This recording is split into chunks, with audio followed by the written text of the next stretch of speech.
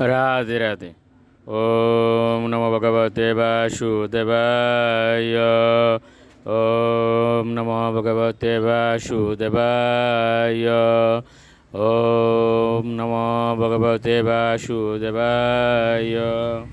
শ্রীমদ্ ভাগবত তৃতীয় স্কন্দ স্থানম ষষ্ঠী স্থিতি 31 অধ্যায়। জীবের গতি সম্বন্ধে ভগবান কপিল দেবের উপদেশ। শ্লোক 26। সাহিত্য অশুচি পরিয়ঙ্কে জন্তুহ সেদজ দূষিতে নেশ কণ্ডুয়নে অঙ্গানাম আসন উত্তান চেষ্টনে। অনুবাদ: সেদজাত কীটসমে পূর্ণ ময়লা বিছানায় সাহিত্য সেই দুর্ভাগা শিশুটি চুলকানি থেকে আরাম পাওয়ার জন্য তার অঙ্গ চুলকাতে পারে না। তার উঠে বসা, দাঁড়ানো অথবা চলাফেরা কথা তো দূরের কথা। শ্লোক 27।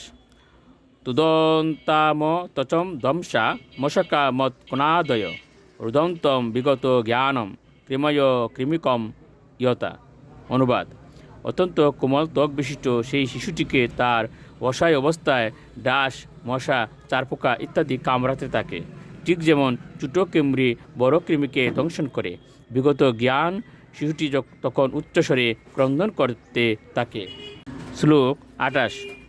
ইত্যেবং শৈশবম ভোক্তা দুঃখ পৌগণ্ড মেবচ অলব্ধ অপিপ্সিত অজ্ঞানাৎ ইব্দ মনো শুচা অর্পিত। অনুবাদ: এইভাবে শিশুটি নানা রকম দুঃখ কষ্ট ভোগ করে, তার শৈশব অবস্থা অতিক্রম করে বাল্যাবস্থায় পদার্পণ করে। বাল্য অবস্থায়ও সে অপ্রাপ্য বস্তুর বাসনা করে এবং তা না পেয়ে সে দুঃখ অনুভব করে, এবং এইভাবে অজ্ঞানতাবশত সে ক্রুদ্ধ এবং দুঃখিত হয়। শ্লোক 29। সহ দেহেন মানেন বর্ধমানেন মনুনা করতি বিগ্রহম কামিষু অন্তায় চাত্মন।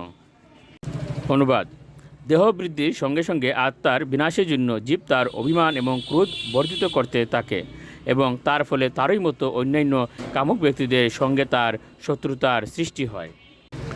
শ্লোক 30। ভূতয় পঞ্চবিভারব্ধে দেহে দেহ বুধ অসকৃত অহম মমৈত্য সদ্গ্রাহ করতি কুমতির মতিম।